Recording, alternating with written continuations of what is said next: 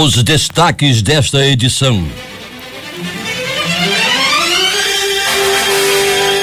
Ministério Público Federal denuncia donos de avião que caiu em Manaus, matando 6 pessoas por atentado contra a segurança aérea. Detran alerta a população sobre fraudes em oferta de serviços pela internet. Depoimento de Eduardo Cunha, a Polícia Federal causa apreensão no Planalto. STF decide na terça-feira se manda prender o senador Aécio Neves. Wesley Batista retorna ao Brasil e presta depoimento sobre repasses a Lula e Dilma. Incêndio em prédio de 27 andares deixa mortos e dezenas de feridos em Londres. Homem é preso com 200 quilos de droga na rótula da Sulframa. Homens armados assaltam a agência dos Correios em Iranduba. O crime de Codajás. Polícia desvenda o caso. Pistoleiro preso diz que matou cantor por engano. Polícia prende os bandidos da motocicleta que assaltavam em Petrópolis. Um deles foi baleado. Estas e outras notícias em detalhes agora no Jornal da Manhã. 5:48. Previsão do tempo. O Climatempo está prevendo 10 milímetros de chuva e diz que essa probabilidade é de 80% e pancadas isoladas já caíram na madrugada. Manaus amanhece com 26 graus de temperatura, a máxima de hoje será de 32 graus. A umidade do ar é de 93%. Os ventos estão calmos com 7 km/h de velocidade. Quarta-feira, 14 de junho, este é o 165º dia do ano. Faltam 200 para acabar 2017. Dia de Santa Yolanda. Comemoramos ainda o Dia do Solista e o Dia Mundial do Doador de Sangue. Rio Negro desce mais 21 centímetros. Mais 1 centímetro retificando. Seu nível em relação ao mar estava ontem 28 metros e 89 centímetros. São normais as operações de pousos e decolagens no Aeroporto Internacional Eduardo Gomes. Fatos históricos. 1807, o exército de Napoleão Bonaparte derrota o exército russo na Batalha de Friedlander. Em 1846, fundação do estado norte-americano da Califórnia. 1926, Brasil deixa a Sociedade das Nações. 1940, Segunda Guerra Mundial, o exército alemão invade Paris. 1942, Anne Frank começa a escrever o seu diário. 1966, o Vaticano anuncia a abolição do Index Librorum Prohibitorum, que quer dizer Índice de Livros Proibidos. 1982, termina a Guerra das Malvinas entre a Argentina e Grã-Bretanha, com a rendição por parte dos argentinos em Port Stanley. Agora 5:49 em Manaus. Sejam bem-vindos ao Jornal da Manhã. Bom dia, Edson. Bom dia, Paulo Guerra. Bom dia, ouvintes. O rompimento de um cabo deixou parte do bairro Ponta Negra, na zona oeste de Manaus, sem energia. Foi ontem à noite, próximo ao shopping no bairro. Segundo a Eletrobras, Amazonas Energia, o cabo se rompeu ao lado de um shopping localizado na Avenida Coronel Teixeira. As residências que ficam nas proximidades do shopping ficaram sem energia durante parte da noite. Erivelto Souza, líder comunitário lá do Purupuru, no Careiro, está pedindo policiamento para aquele distrito onde são constantes os assaltos. Diz ele que ainda existe policiamento e os moradores ficam à mercê da bandidagem, que já realizaram só este ano 30 assaltos a residências, além de 3 homicídios só em 2017. O descaso com a segurança é tão grande, disse indignado, que o posto policial que existia no distrito está fechado há mais de um ano, impossibilitando as pessoas de registrarem qualquer ocorrência. Para piorar, muitos jovens estão sendo atraídos por traficantes de drogas que estão por toda parte. Por fim, dá um aviso. Se providências não forem tomadas, os moradores do Purupuru vão fechar a BR-319 como forma de protesto. Moradores da Betânia, em contato com o Jornal da Manhã, reclamam a falta de água naquele bairro. Os moradores vivem dias de Saara. A Manaus Ambiental para dar explicações. E interagindo com nossos ouvintes, Ana Paula, Iranilde e Cid Cleia, funcionárias da Global Service, que acompanham diariamente o Jornal da Manhã. 5:51 em Manaus. A prática ilegal de negociar dívidas e supostamente solucionar pendências do Departamento Estadual de Trânsito do Amazonas está sendo investigada minuciosamente pela polícia.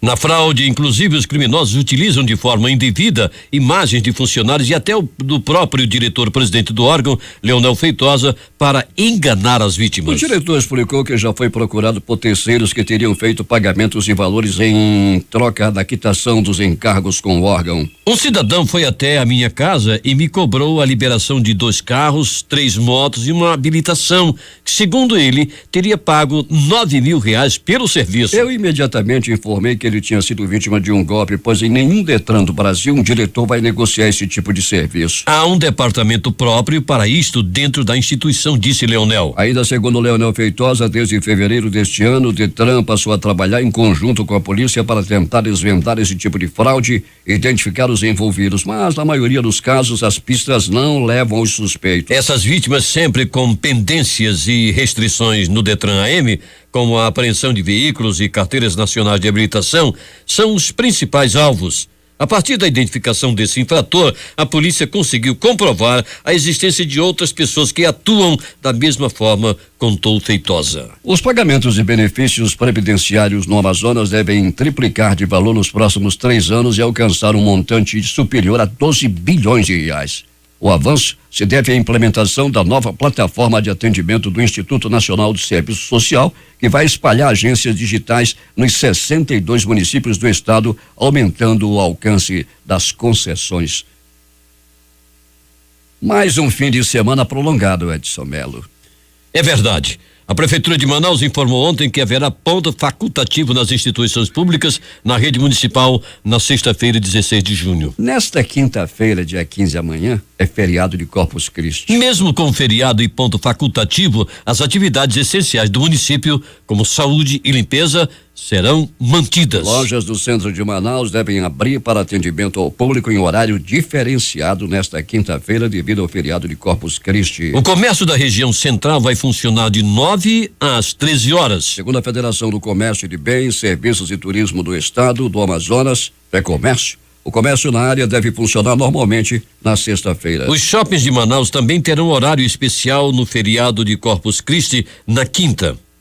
Alguns centros de compras da cidade abrirão mais cedo a praça, por exemplo, a praça de alimentação. É a comelança que começa bem cedo. A maioria das lojas vai abrir a partir do meio-dia, com funcionamento até às 22 horas. Temos informações com o repórter J. Rai. A Coordenadoria de Defesa Civil de Iranduba distribui ajuda humanitária na manhã de hoje aos ribeirinhos da área do Rio Solimões. De acordo com o coordenador Cleuson Carneiro, serão beneficiadas nesta quarta-feira as comunidades da Ilha da Marchantaria, Catalão, Furo do Paracuúba, Costa do Iranduba e Ilha do Baixio. Junto com o prefeito Francisco Gomes, a equipe da Defesa Civil vai entregar cestas básicas, colchões, redes, mosquiteiros e outros itens. E o espaço Acolher Casa de Sara realiza hoje, a partir das 8 horas da manhã, no auditório da Prefeitura, o primeiro seminário para discutir o tema violência contra o idoso. O evento ocorre um dia antes da data mundial de conscientização de combate à violência contra a pessoa idosa. A data foi instituída em 2006 pela Organização das Nações Unidas, ONU, e pela Rede Internacional de Prevenção à Violência à Pessoa Idosa. O objetivo da comemoração é criar uma consciência mundial, social e política a respeito dessa problemática e, simultaneamente, disseminar a ideia de não aceitá-la como fato normal. Para o Jornal da Manhã, Rede Difusora de Rádio, J. Rai. 5 horas e 55 minutos em Manaus. A Prefeitura de Manaus procura prédios para servirem como abrigos subsidiados para os mais de 240 venezuelanos que moram em prédios no centro da cidade. Sem emprego, eles não têm como pagar o aluguel. O secretário da Mulher, Assistência Social e Direitos Humanos, Elias Emanuel, afirma que a pasta aguarda verba do governo federal para apoio aos indígenas da etnia Baral que estão na capital amazonense. A Fundação Municipal de Cultura, Turismo e Eventos, Manaus Cult, realiza nesta quarta-feira a segunda oficina de facilitação do edital Prêmio Manaus de Conexões Culturais. O encontro vai acontecer às 18 horas no Lê Artistas Café Teatro. E o objetivo é tirar dúvidas dos agentes culturais, entidades e sociedade civil em geral e auxiliar na inscrição de projetos que atendam todas as características e exigências do edital de Conexões Culturais aberto pela Manaus Cult e que apoiará até 75 projetos em artes e cultura com um montante de R$2 milhões. Fiscais da Vigilância Sanitária de Manaus, Visa Manaus, da Secretaria Municipal de Saúde interditaram na manhã de ontem 2 pousadas na área central da cidade. Os estabelecimentos não possuíam licença sanitária e funcionavam sem qualquer condição de higiene para atender os clientes. Em uma das pousadas na Constantino Neri, ao lado do Terminal 1, os fiscais encontraram 8 colchões sem nenhuma condição de utilização. Eles foram apreendidos dentro de um dos quartos lacrados pelos fiscais. Na pousada, a lavanderia também funcionava de forma precária, com a desinfecção de roupas feitas de forma inadequada. O dono do estabelecimento foi notificado e autuado e a pousada devidamente lacrada. Ele tem 3 dias úteis para apresentar defesa ao processo administrativo que foi aberto. Segundo a gerente de serviços da Vigilância Sanitária, Ingrid Correia, a pousada já havia sido notificada e não se regularizou. A segunda pousada interditada, na Rua Visconde de Mauá, sequer tinha lavanderia para as roupas de cama. Além disso, tinha infiltrações na maioria dos quartos e também não apresentou a licença sanitária para funcionamento. De acordo com Ingrid, a interdição foi imediata e, assim como no outro estabelecimento, será aberto o processo administrativo para o qual o proprietário tem 3 dias úteis para apresentar defesa. Os colchões estão desencapados, já estão contaminados porque já foram utilizados e não tem como fazer higienização, esse é um dos riscos. Ele não nos apresentou nenhum documento sobre a lavanderia onde é higienizada as roupas e não apresentou a licença sanitária também, e as próprias condições dos banheiros apresentam muitos fungos, as paredes, o ambiente é insalubre, com muito mofo. O processo ele tem 3 dias úteis para apresentar uma defesa que vai ser analisada na direção da Visa Manaus. 6:03 em Manaus. Emoan promove programação especial pelo Dia do Doador. Fabrício Nascimento tem os detalhes. Nesta quarta-feira, 14 de junho, a partir das 9 da manhã, a Fundação Hospitalar de Hematologia e Hemoterapia do Amazonas, Emoan, comemora o Dia Mundial do Doador de Sangue.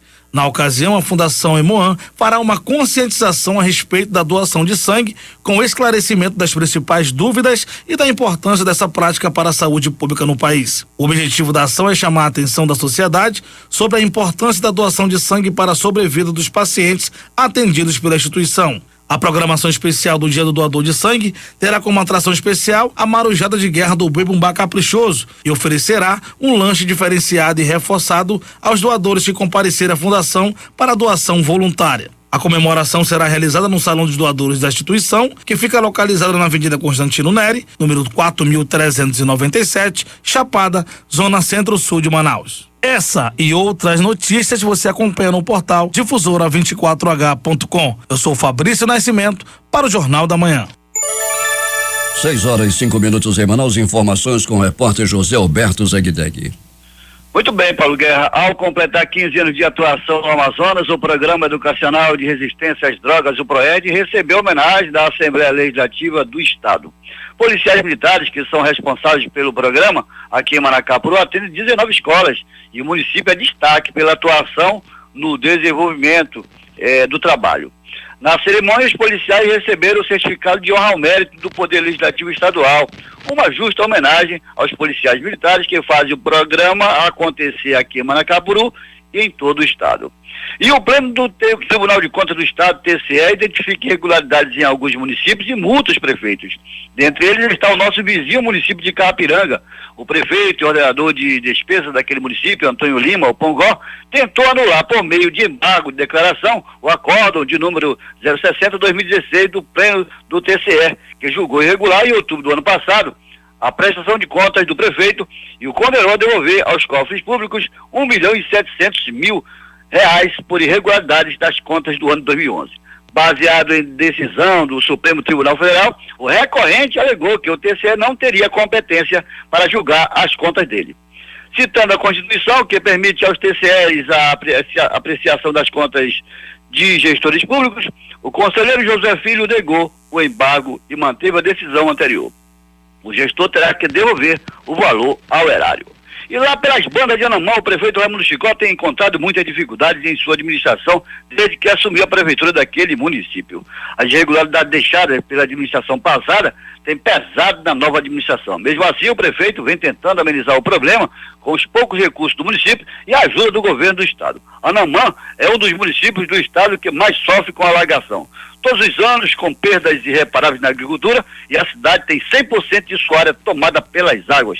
Diuturnamente, o prefeito tem visitado a zona rural, onde está o maior dos problemas, e levado sua mão amiga aos ribeirinhos da localidade. Recentemente, o governador Davi Almeida esteve em Anamã e, ao perceber as dificuldades, prometeu mais ajuda ao município.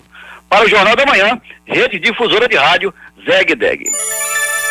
Agora 6h07 em Manaus, a Justiça determinou uma vistoria na unidade prisional de Tefé, informou o Ministério Público do Amazonas. A decisão foi tomada no curso da ação civil pública ajuizada no Ministério Público por meio da primeira Promotoria de Justiça de Tefé em dezembro de 2015, em razão da precariedade das condições de funcionamento da unidade prisional de Tefé. A vistoria foi marcada para o dia 26 de junho e, conforme o pedido do MP, deve ser feita na presença do secretário estadual de Administração Penitenciária e de um procurador estadual, bem como do titular da PJTE, promotor de justiça Roberto Nogueira. Na unidade prisional de Tefé, há 113 presos apenados em regime de prisão provisória, sendo 6 mulheres que ficam em celas separadas. Os demais presos dividem 5 celas. São 52 homens e 3 mulheres no regime fechado e 55 homens e 3 mulheres no provisório. Em virtude de 38 irregularidades apontadas em relatório pelo setor técnico do Tribunal de Contas do Estado,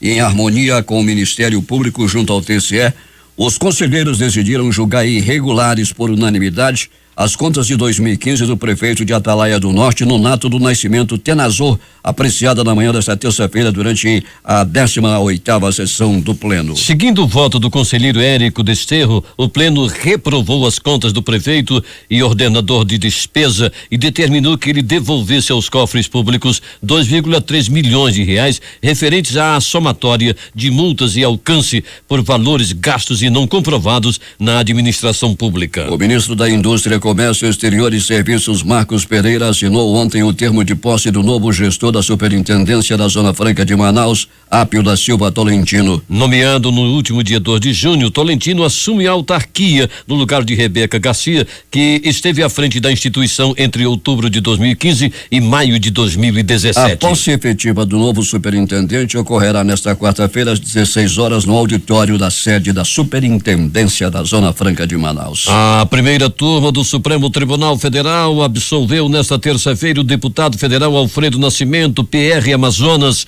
acusado do crime de falsidade ideológica na sua prestação de contas eleitoral. Segundo a Procuradoria-Geral da República, o parlamentar deixou de declarar despesas no valor de 15,2 mil com cartazes e banners para sua campanha a senador em 2006. Por unanimidade, porém, os ministros entenderam que o caso não caracteriza infração penal e, por isso, o inocentaram no processo. O deputado estadual Cabo Maciel do PR criticou na nota emitida pelo Comando da Polícia Militar do Amazonas sobre a suspensão do recebimento dos pedidos de reserva remunerada a partir dos 25 anos de serviço. A medida, segundo o parlamentar, teve como base um parecer da Procuradoria-Geral do Estado, PGE. Para o parlamentar, a suspensão representa uma desmoralização para a Assembleia Legislativa, pois a Casa aprovou em 2014 uma emenda à Constituição Estadual, a de número 85, que trata da reserva remunerada especial, que pode ser solicitada pelo policial a partir dos 25 anos de trabalho. Segundo o Cabo Maciel, o benefício tem respaldo em decisão do Supremo Tribunal Federal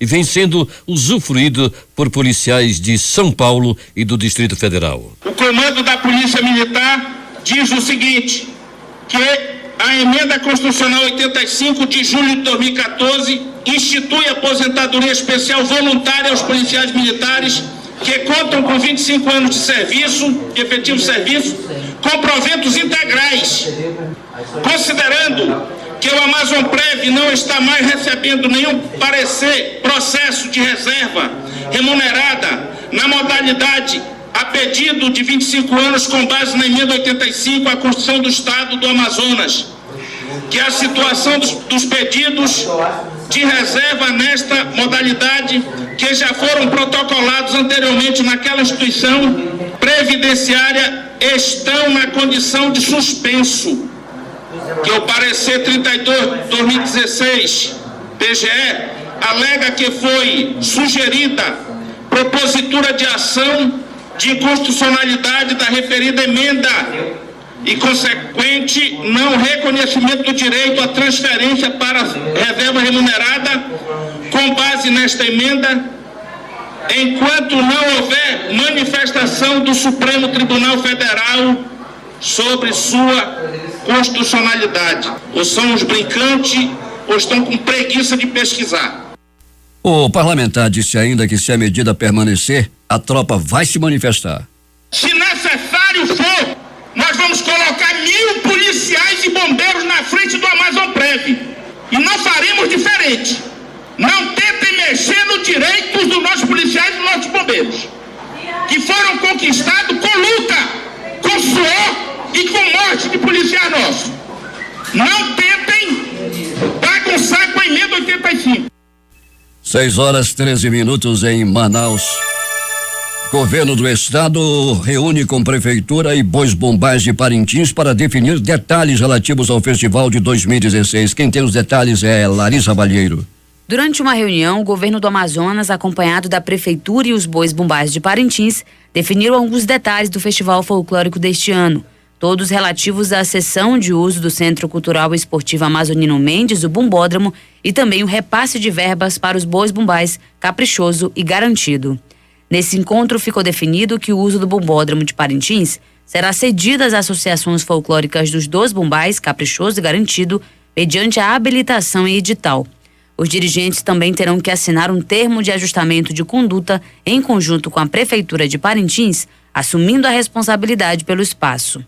Com relação ao patrocínio, ficou definido que Caprichoso e Garantido receberão 3 milhões do governo do Amazonas, 1,5 milhão para cada bombar, via termo de colaboração entre as associações folclóricas e a Secretaria de Cultura. O governo do Amazonas vai investir ainda 2 milhões na infraestrutura e na logística do evento, para a articulação e a viabilização da oferta de serviços como saúde, segurança e trânsito. O encontro contou com a presença do secretário de Cultura Robério Braga, do deputado estadual Sabá Reis, do prefeito de Parintins Bi Garcia e dos dirigentes dos Bois Caprichoso, Babá Tupinambá e Garantido, Adelson Albuquerque. O Festival Folclórico de Parintins acontece no dia 30 de junho, 1º e 2 de julho, com transmissão da Rádio Difusora do Amazonas. Essas e outras informações você acompanha no portal difusora24h.com. Eu sou Larissa Balieiro para o Jornal da Manhã. 6h14 em Manaus. O Ministério Público Federal no Amazonas denunciou à Justiça Federal os empresários Alexandre José Catuzzo Marmentini e Vitor César Catuzzo Marmentini, sócios administradores da construtora e transportadora Pioneiro Limitada Coprap e da empresa Pui Táxi Aéreo, por atentado contra a segurança de transporte aéreo. Os irmãos são apontados como responsáveis pela queda da aeronave de prefixo PROKK em área próxima ao aeroporto Eduardo Gomes, em 16 de julho de 2013, que resultou na morte de 6 pessoas. Segundo o relatório da investigação, o avião decolou com destino a Apuí, distante a 408 quilômetros de Manaus, mas caiu após colidir com a vegetação local sem deixar sobreviventes. De acordo com a denúncia, Alexandre Marmentini acompanhou a saída da aeronave, fez o check-in dos passageiros e aguardou a finalização do taxiamento. As investigações concluíram que ele estava ciente das condições locais em que o avião se encontrava quando deixou o aeroporto. Vitor César Marmentini é o responsável legal pelas empresas perante a Agência Nacional de Aviação Civil, ANAC,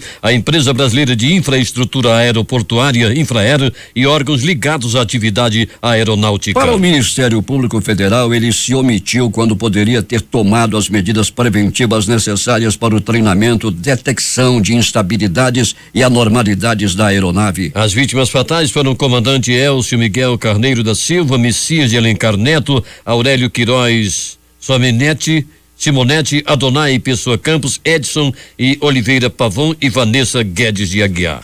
Os 3 primeiros morreram no ato da queda, os demais morreram em decorrência da ação térmica gerada pela queda do avião. Os documentos apresentados pelo Centro de Investigação e Prevenção de Acidentes Aeronáuticos, CENIPA, juntamente com a cópia do processo administrativo da ANAC e do relatório policial de investigação, comprovam que critérios de certificação necessários foram ignorados, colocando em risco a vida dos passageiros e das pessoas no solo. O Ministério Público pede que, após recebida a denúncia, os irmãos Marmentini sejam condenados ao crime previsto no artigo 261 do Código Penal Brasileiro, atentado contra a segurança de transporte aéreo. A pena prevista varia de 4 a 12 anos de prisão e, havendo caso de morte, a pena pode ser duplicada.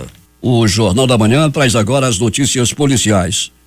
O investigador da Polícia Civil do Amazonas, Eric Adriano de Souza, de 40 anos, e a mulher dele, de 33 anos, que não teve o nome divulgado, foram presos na manhã de ontem por extorsão e ameaça no município de Presidente Figueiredo. Segundo a Polícia Civil, o casal estava sendo investigado há 2 meses pelo Departamento de Repressão ao Crime Organizado e pela 37ª Delegacia Interativa de Polícia, DIP, de Presidente Figueiredo. Eles foram presos na casa onde moravam por volta das 6 horas da manhã por equipes do DRCO, do Grupo Força Especial de Resgate e Assalto Fera, e por um representante da Corregedoria da Polícia Civil. Um mandado de prisão preventiva do casal foi expedido no dia 6 de junho deste ano pelo juiz da comarca de Presidente Figueiredo, Odílio Pereira da Costa Neto. Até a publicação, até a noite passada, não havia repassado mais detalhes sobre esse caso à Polícia Civil. O corpo de Tiago da Silva Brasil, de 15 anos, desaparecido no último domingo no Lago Bela Vista, no quilômetro 5 do ramal do Brasileirinho, foi encontrado por populares na madrugada desta terça-feira no local. O Instituto Médico Legal fez a remoção do corpo. De acordo com o Corpo de Bombeiros, o adolescente navegava em um barco modelo caiaque junto com Edson Carsolino da Silva, de 32 anos, quando a embarcação em que estavam virou e as vítimas não retornaram à superfície. Edson Carsolino foi encontrado na tarde de segunda-feira pelo Corpo de Bombeiros no mesmo lago. Kaique Leal de Magalhães, de 24 anos, foi preso ontem com porções de maconha e cocaína, além de um colete à prova de balas no Beco Carlos Juvino, no Japim. A polícia, o suspeito negou ser dono do material e disse que apenas guardava os entorpecentes e o colete para outra pessoa. O delegado Bruno Itotuzzi, do 3º Distrito Integrado de Polícia, informou que o local onde a prisão foi feita é ponto de tráfico de drogas. Policiais da Secretaria de Segurança Pública do Amazonas prenderam na manhã desta terça-feira Daniele de Souza Moreira, de 21 anos, em cumprimento a mandado de prisão por tráfico de drogas de dezembro de 2016. A prisão foi feita por uma equipe da Secretaria Executiva de Junta de Operações Integradas após denúncia ao 181, que é o disque denúncia da Secretaria de Segurança Pública, que indicava o local onde a mulher morava no conjunto Vila Nova, bairro Monte das Oliveiras. De acordo com o secretário executivo adjunto de Operações Integradas, Orlando Amaral, Daniele atuava na venda de entorpecentes na Zona Norte. Ela é ex-mulher de Alexandre Oliveira, vulgo Cabecinha, parceiro do traficante conhecido como Smile. Quando recebemos a denúncia da localização dela, também fomos informados que ela estava comercializando drogas naquela região da Zona Norte, disse ele. Um homem de 23 anos foi preso em flagrante ontem à noite, suspeito de cometer arrastões no bairro de Petrópolis. No comparsa dele, de idade não informada, tentou reagir à abordagem policial e foi atingido por um tiro. A prisão aconteceu por volta das 22 horas na Avenida Coronel Ferreira de Araújo. Segundo a 3ª Companhia Interativa Comunitária Comunitária Sicom, a dupla estava em uma motocicleta. Eles eram monitorados pela equipe policial após cometerem assaltos no bairro, de acordo com a PM. Durante a abordagem, um deles tentou reagir e foi atingido por um tiro. Segundo a equipe policial, ele foi encaminhado ao pronto-socorro 28 de agosto. A parte do corpo onde o tiro atingiu e o estado de saúde do homem não foram informados pela Polícia Militar. A dupla polícia apreendeu 4 celulares roubados e um simulacro de arma de fogo. A motocicleta usada pela dupla tinha restrição de roubo. José Lemos Garcia, de 45 anos, foi preso na tarde desta terça-feira com 200 gramas de drogas após uma denúncia feita a policiais das rondas ostensivas Cândido Mariano Rocam. De acordo com a Rocam, uma denúncia anônima foi feita através do telefone de linha direta da equipe, informando que o suspeito estaria em um carro modelo Saveiro de placas PHA 9745, trafegando na estrada da rótula da Suframa, distrito industrial, na zona centro-sul da cidade. Durante a abordagem, policiais encontraram 2 quilos de drogas e em seguida o suspeito informou que havia mais substâncias em sua casa, localizada na rua 8 do bairro União da Vitória, na zona oeste desta cidade. E de acordo com policiais, o local estava sem móveis e servia apenas como depósito. Era um grande armazém de drogas. Ao todo foram apreendidos 200 quilos de drogas do tipo skunk. A Rocam afirma ainda que Josefa já foi preso anteriormente por latrocínio e estava foragido. Além disso, também teria participado da troca de tiros entre policiais federais e civis na última quinta-feira. Por volta das 15 horas de ontem, 2 homens armados assaltaram a agência dos Correios localizada na Travessa Matrinchã, no centro de Iranduba. Por se tratar de um órgão federal, nenhuma informação sobre a ocorrência foi passada à imprensa. Até o fim da tarde, o caso também não havia sido registrado na delegacia do 31º DIP. Esses roubos em repartições federais é um verdadeiro mistério. Policiais federais estiveram em Iranduba para apurar o caso junto aos servidores dos Correios. Segundo um servidor do órgão que pediu para não ser identificado, entre os objetos roubados da agência estão alguns aparelhos celulares. E na noite de ontem houve mais um intenso tiroteio no Cacau Pireira com vítimas feridas de raspão. Nos últimos dias, a violência voltou a assustar os moradores daquele distrito. Segundo testemunhas, recentemente, durante um velório, bandidos tocaram terror, ameaçando e tentando roubar as pessoas que se encontravam no local. Fazem isso até em Manaus. Os moradores de Cacau Pireira pedem socorro e apelam às autoridades da segurança pública para que reforcem o policiamento na comunidade. 6h25 em Manaus. O cantor Melvino de Jesus Júnior, que era vocalista do grupo Júnior e Banda, foi morto por engano. O alvo era um traficante de Quari, identificado como Vitão. A informação foi divulgada na manhã desta terça-feira pelo delegado João Valério, da especializada em homicídios e sequestros, durante a apresentação de Caisson Rodrigo e Pena da Silva, de 23 anos, Osivan dos Santos Oliveira, de 31 anos, e Henrique Silva da Silva, 22 anos, conhecido como Quinho, apontados como responsáveis pelo crime. 4 pessoas ainda estão foragidas. Conforme Valério, o traficante estaria no mesmo local e possuía características parecidas com a do cantor. Vitão é traficante de Coari e estava tentando entrar no tráfico em Codajás. O delegado informou que os suspeitos foram presos em cumprimento de mandado de prisão preventiva por homicídio qualificado. A prisão de Caisson ocorreu no último sábado no bairro João Paulo, na Zona Leste, enquanto Osivan foi detido em Codajás. Já Henrique foi encontrado ontem em uma embarcação. Ele ia para Quari. Estava com medo de ser morto por causa da morte do policial, por isso estava voltando para lá. Estavam matando muitos colegas meus, disse Henrique. Os bandidos gostam de matar, mas têm medo de morrer. Segundo o delegado, os suspeitos foram de Manaus para o município e a morte de Vitão seria paga com 1 quilo de droga para cada um. No entanto, como eles encerraram e erraram o alvo, não receberam nada. A droga era cocaína e estava avaliada em R$6.000, destacou Valério. Ainda conforme o delegado, ao todo 7 pessoas estão envolvidas no homicídio. Além de Vitão e os 4 presos, permanecem foragidos os suspeitos Josinei Lavareda Dentinho, Marcos Ribeiro Ramos, Marquinho e Fábio Barbosa de Souza Índio.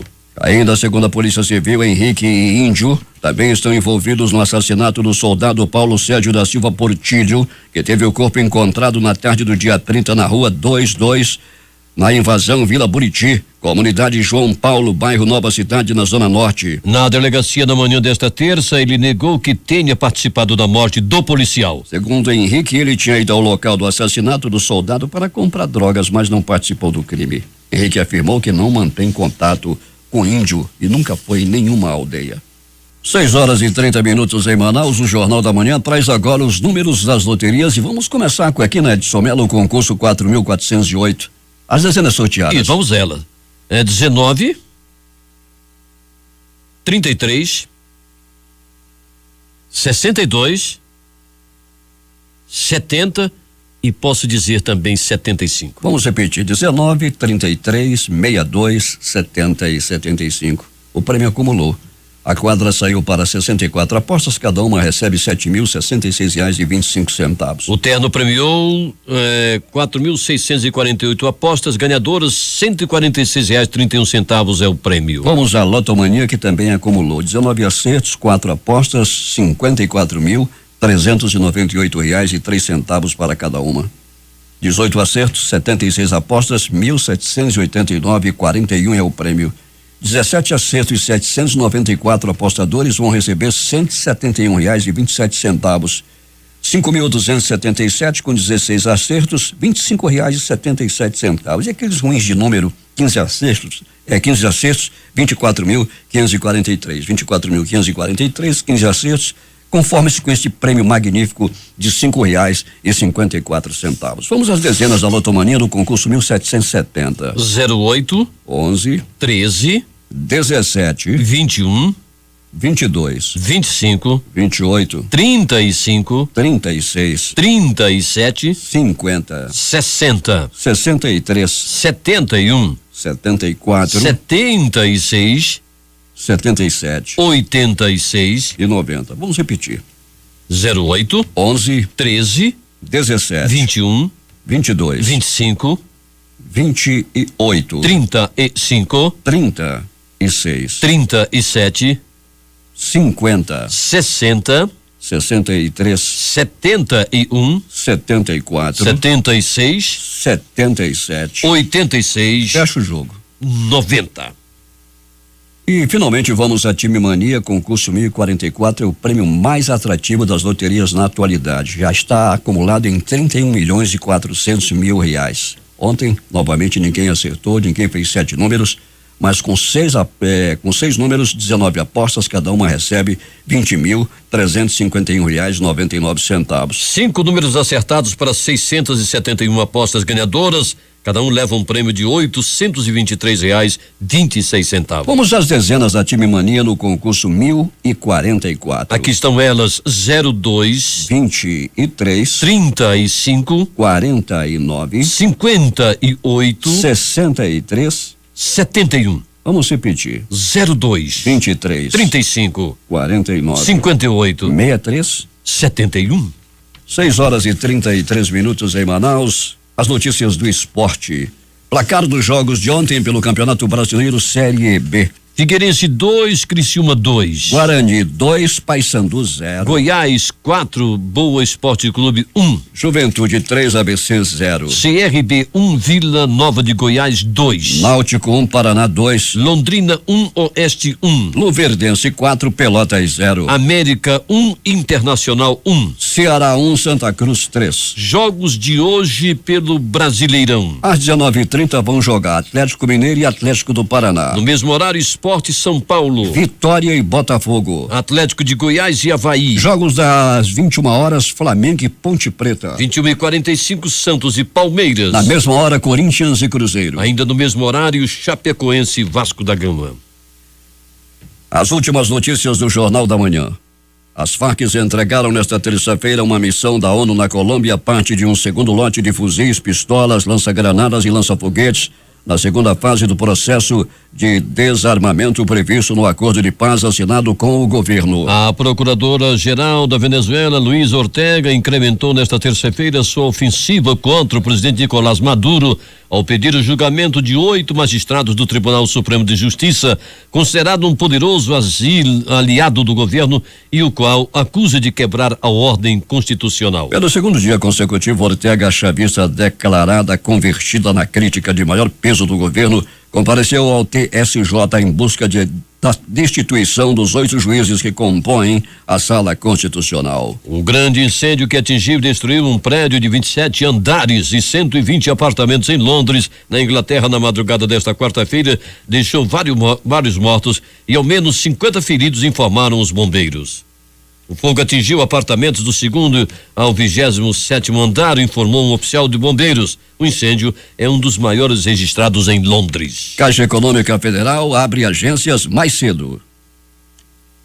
Até esta quarta-feira, 2.015 agências da Caixa Econômica Federal vão ampliar o horário de atendimento para que os trabalhadores nascidos entre setembro e novembro possam sacar os recursos de contas inativas do Fundo de Garantia por Tempo de Serviço, o FGTS. As agências, que normalmente abrem às 11 horas da manhã, vão começar os atendimentos às 9 horas da manhã. Já as que funcionam às 9 vão passar a operar às 8 horas nesses dias. A data do início dos pagamentos, que estava prevista para o dia 16 de junho, foi adiantada para o último sábado e agora os trabalhadores vão poder fazer os saques antes do feriado prolongado. É o que explica o presidente da Caixa Econômica Federal, Gilberto Ock. Nós acreditamos que cerca de 75% dos trabalhadores vão receber durante esse período. Em 4 dias, quase a totalidade dos trabalhadores comparece a uma agência da Caixa ou já tem o direito a sacar as suas contas inativas. Segundo a Confederação Nacional de Comércios de Bens, Serviços e Turismo, apenas em março, quando foram liberados os primeiros saques, o comércio varejista teve um incremento nas vendas de 2,650 bilhões de reais. Para o economista Fábio Bentes, fatos como este serão lembrados posteriormente. Quando a gente olhar para trás daqui a alguns anos, a gente vai lembrar que o FGTS de fato ajudou o varejo a se reerguer. Não só o FGTS, que o crédito ficou mais barato, a inflação foi menor. Esses fatores juntos criaram condições favoráveis, pelo menos para alguns segmentos. A nossa expectativa daqui para o final do ano é que esse cenário de queda dos juros perdure, com isso a inflação também seja mais baixa e com isso a gente tem uma volta do principal fator para as vendas no Brasil. Esse fator mais importante para o comércio é a volta do emprego. Lembrando que no autoatendimento é possível sacar valores de até R$ 1.500 somente com a senha do cartão cidadão. Para valores entre R$ 1.500 e R$ 3.000, o saque pode ser feito com cartão do cidadão e senha no autoatendimento, lotéricas e correspondentes Caixa. Acima de R$ 3.000, os saques devem ser feitos nas agências. Reportagem Cíntia Moreira. O favorecimento do BNDES e a JBS é a principal pauta da sessão de hoje do Tribunal de Contas da União, que analisa a abertura de uma auditoria nos financiamentos do banco à empresa. O assunto já era tema de uma CPI criada no Congresso. Na Câmara, os deputados participam de sessão deliberativa hoje para a votação de acordos internacionais. Já os senadores concluem votação sobre a PEC, que inclui o estupro na lista de crimes imprescritíveis e inafiançáveis. No STF, os ministros julgam, entre outros temas, uma ação do governo do Rio contra decisões que determinaram bloqueios que já chegam a 1 bilhão e transferência de recursos do Estado para pagamento de dívidas. Um dos fornecedores que trabalharam na obra na casa de uma das filhas do presidente Michel Temer, do PMDB, disse que recebeu R$100 mil em dinheiro vivo pelos serviços. A responsável pelo pagamento seria a arquiteta Maria Rita Fratesi, mulher e sócia do ex-coronel da Polícia Militar João Batista Lima Filho. Conhecido como Coronel Lima, ele foi citado na delação da JBS como tendo recebido propina de R$1 milhão para o presidente. O imóvel investigado pela Polícia Federal é uma casa de alto padrão no Alto de Pinheiros, bairro Nobre de São Paulo. Em 2011, uma das filhas do então vice-presidente Michel Temer, Maristela Temer, comprou o imóvel de 350 metros quadrados. Em 2014, a casa passou por uma grande reforma. O presidente Michel Temer ofereceu na noite de ontem no Palácio do Alvorada um jantar a governadores e vice-governadores de diversos estados, além de ministros, parlamentares e presidentes de bancos públicos. No cardápio esteve a liberação de crédito aos estados pelo Banco Nacional de Desenvolvimento Social e Econômico Social, BNDES. Rodrigo Rocha Loures deve ser transferido hoje para a carceragem da Polícia Federal em Brasília. A defesa do ex-deputado, filmado com uma mala de dinheiro que seria endereçado a Temer, alegou risco de vida e o ministro Fachin autorizou a saída dele da Papuda. 6h44. O ex-governador do Rio de Janeiro, Sérgio Cabral, foi condenado pelo juiz Sérgio Moro, responsável pelos processos da Operação Lava Jato em primeira instância, a 14 anos e 2 meses de prisão por corrupção passiva e lavagem de dinheiro. A mulher de Cabral, Adriana Anselmo, foi absolvida pelos crimes de corrupção passiva e lavagem de dinheiro por falta de prova suficiente de autoria ou participação. A primeira turma do Supremo Tribunal Federal vai decidir na terça-feira a manter a prisão preventiva de Andréa Neves, o decidiu ontem, irmã do senador afastado Aécio Neves do PSDB mineiro. Por 3-2, o colegiado rejeitou o pedido de liberdade por entender que ela ainda apresenta risco de cometimento de novos crimes. Enquanto isso, o ministro Marco Aurélio Melo do Supremo Tribunal Federal informou ontem que deverá levar a julgamento na terça-feira o pedido de prisão do senador afastado Aécio Neves.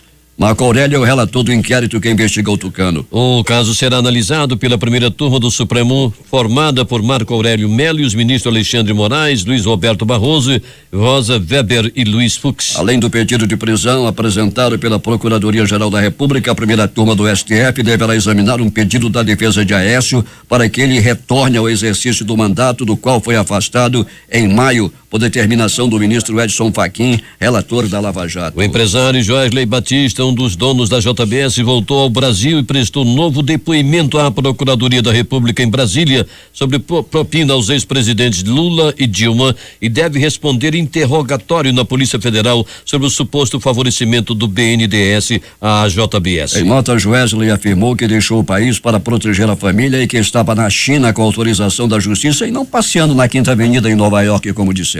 Planalto em alerta. A Polícia Federal marcou para hoje o interrogatório de Eduardo Cunha no inquérito que investiga o presidente Michel Temer. O deputado cassado, entretanto, pediu ao STF acesso às gravações da JBS, o que pode adiar o depoimento e aumentar o poder explosivo das declarações de Cunha sobre o governo. Quem também deve prestar depoimento à Polícia Federal é o dono da JBS, Joesley Batista, que retornou ao Brasil e já falou à Procuradoria na segunda-feira. A véspera do feriado tem ingredientes suficientes para ser agitada. A avaliação de interlocutores de Temer é de que, ao pedir ao STF acesso às gravações que integram a investigação, Cunha sinaliza que deseja causar um novo constrangimento ao governo, como já ocorreu quando ele enviou 41 perguntas ao presidente no ano passado. Na ocasião, o juiz federal Sérgio Moro barrou 21 perguntas destinadas a Temer. Como não fez delação, Cunha quer usar esse depoimento para mandar recado e mostrar o seu potencial. Isso pode causar constrangimento ao governo, reconheceu um interlocutor de Temer. A Folha de São Paulo está publicando hoje: o grupo JF, que controla a JBS, gastou nos últimos 2 anos 2,1 milhões em patrocínio de eventos do IDP, Instituto Brasiliense de Direito Público, que tem como sócio o ministro Gilmar Mendes, do Supremo Tribunal Federal. Ao ser questionado pela Folha de São Paulo sobre o assunto, o Instituto disse que devolveu 650 mil desse total no dia 29 de maio, após a revelação do acordo de delação premiada de executivos da empresa. O IDP diz que, em razão de uma cláusula contratual relacionada à conduta ética e moral por parte do patrocinador, rescindiu um contrato assinado em 11 de junho de 2015 com o grupo. Segundo a faculdade, os recursos foram destinados a 5 eventos, além do suporte a um grupo de estudos em direito do trabalho, da concessão de bolsas de estudo para estudantes carentes e egressos do sistema prisional, cursos gratuitos para a comunidade. O título da matéria da Folha de São Paulo hoje é: Instituto de Gilmar Mendes recebeu patrocínio de 2,1 milhões da JF.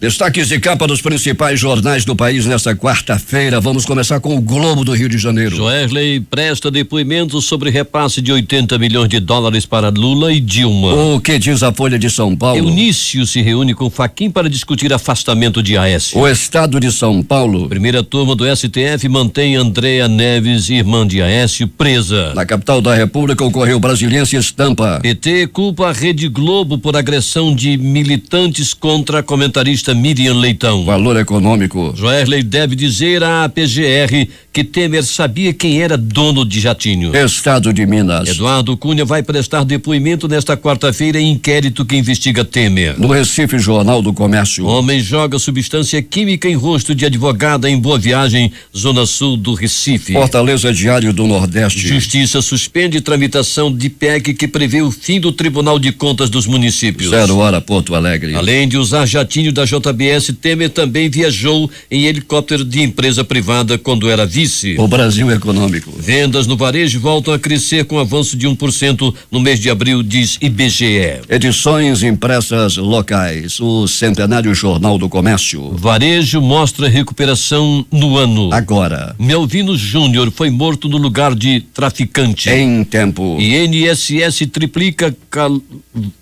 valor de benefício em 12 bilhões. A crítica. Pistoleiros da FDN mataram PM e cantor. Estas foram as principais notícias de ontem e as primeiras de hoje. Termina aqui o Jornal da Manhã. Participaram desta edição reportagem Cíntia Moreira, José Alberto Zegdeg, Larissa Balheiro, Fabrício Nascimento e J. Rai. Operação de rádio Itamar Jardina, Hamilton Cabral e Carlos Luiz. A apresentação Edson Melo e Paulo Guerra. Difusora. O amor do Amazonas está no ar.